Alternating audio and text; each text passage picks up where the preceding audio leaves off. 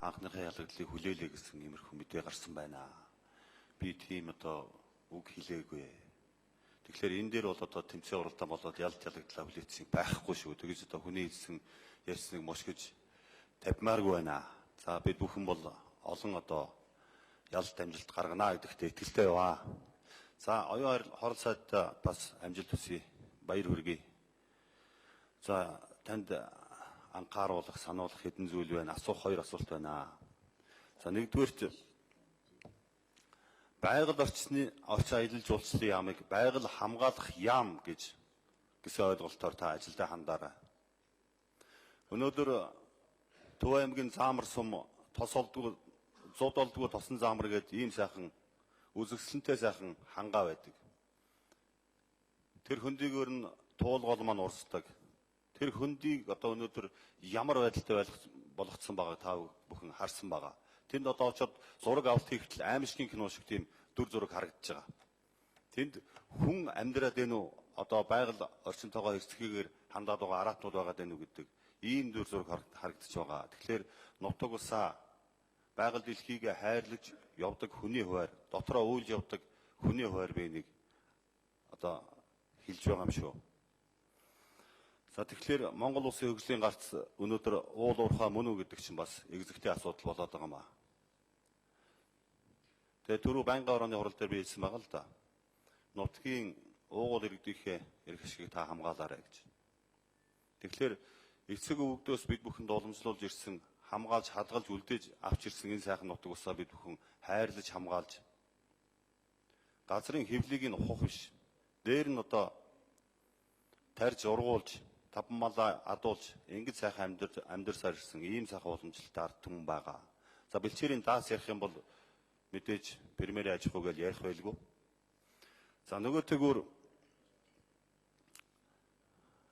миний тавих гэдэг асуулт бол туулгын бохирдлын асуудал. Туулгол маань дунд гол. За тэгээд энэ жижиг голууд нийлээд гэр хорооллын дундуур урсаад эргээд Улаанбаатар хотын цэвэрлэх байгууламж өнөөдөр сайн шүүж чадахгүй байгаа. Сонгины тохоо эргээд л Алтан болог сум залгаж байгаа. Алтан болог сумын мал туулголоос уухад өнөөдөр үхэж байгаа. Цаашлаад өндөр ширээт сум, лүн сум, заамар сум гээд орхон туул гээд сэлэнг бүрэн сутгаад байгаль далаад нийлж байгаа. Байгаль далаа маань цаашаа ангар мөрөн болж тасарч яваад хойд бүсэн талаад цутгаж байгаа. Тэгэхээр ийм урт хол явдаг олон айс аваад шиг олон сая хүн амьдардаг энэ сайхан гол мөрнийг бид бүхэн эхэн дээр нь хордуулж байгаа. Энэ асуудал дээр та одоо ямар байр суурь баримталж байгаа вэ гэж ийм асуулт тавьмаар байна. За нөгөө тэгүр Улаанбаатар хотын цэвэрлэх байгууламжийг шинээр барьж байгуулъя гэсэн ийм саналтай гишүүдийн нэг нь би байна. Тэгэхээр энэ шинээр барьж байгуулах цэвэрлэх байгууламжийг та дэмжих үү гэж ийм хоёр асуулт тавьлаа. Баярлалаа та бүхэнд. За оюун хорол гишүүн нэр дэвшигч хариулъя. За Сүхбат гишүүний асуултанд хариулъя. За Сүхбат гишүүндээ бас баяр хүргэе. Үнэхээр одоо байгаль их дэлхийг хамгаалах тэм чин сэтгэлтэй зүтгэж явдаг ийм одоо бас сайхан хүмүүсийн нэг нь та бол муу юм байна гэд бид түрүүн таныг одоо байнгын орооны хуралдаан дээр үг хэлж явах чинь бас ойлгож суусан.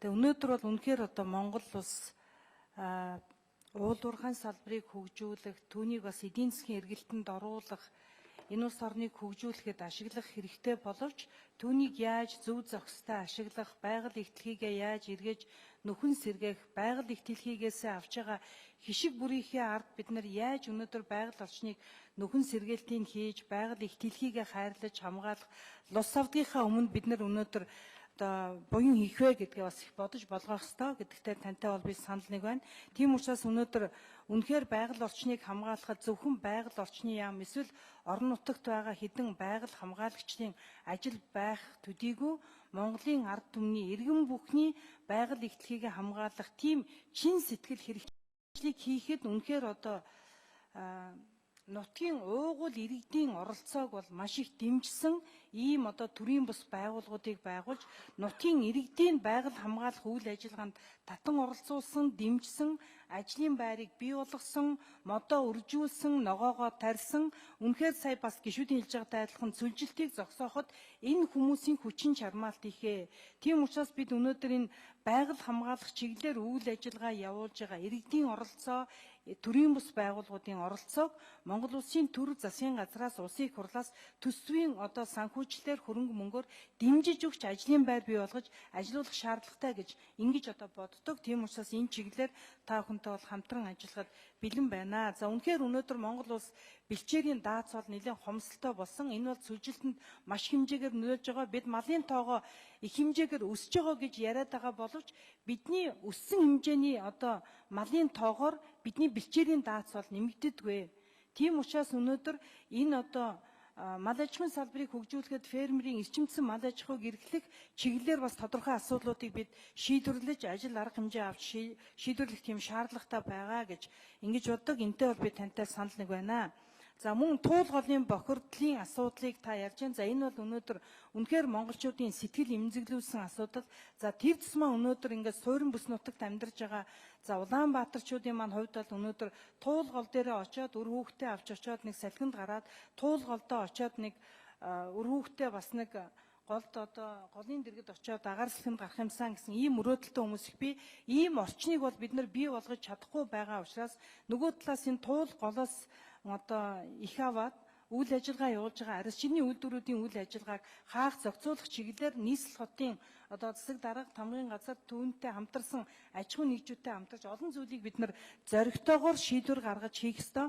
Мэдээж хөрөнгө оруулалтаа гаргаад аж ахуй үйлдвэрлэл үйлчилгээ эрхэлсэн байгууллагуудын хувьд хүнд байдаг баг.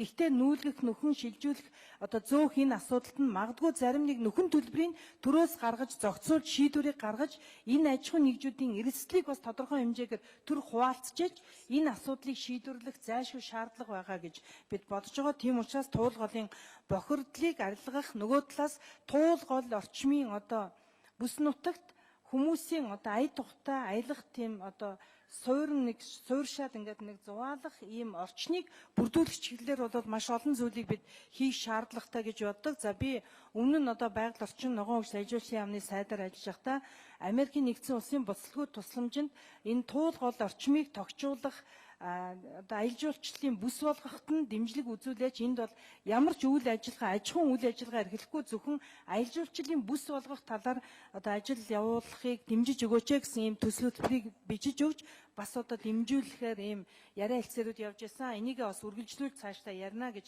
ингэж бодож байна. За тэгээд бас цэвэрлэх байгууламжтай холбоотой асуудал бол манай Улаанбаатарчуудын өмнөх жилийн одоо маш их том хүнд сэдэв байсан. Бараг өнөөдөр зөвхөн сонгон найрхан дүүргийн хавцаа энэ муухай үнэр үнэртдэг байсан бол цэвэрлэх байгууламжийн бохирдол бол өнөөдөр нийслэл хотынхоо төвд үнэртдэг болсон гэдгийг бол бид бүгдээрээ мэдж байгаа. Тийм учраас энийг бол өнөөдөр Монгол Улсын засгийн газраас нэлээд тодорхой арга хэмжээ авч нийслэл хотын одоо удирдлагууд засгийн газартайгаа хамтарч олон улсын байгууллагууд за мөн одоо энэ чиглэлээр бизнесийн үйл ажиллагаа явуулах төсөл тендер боловсруулсан гадаадын зарим нэг За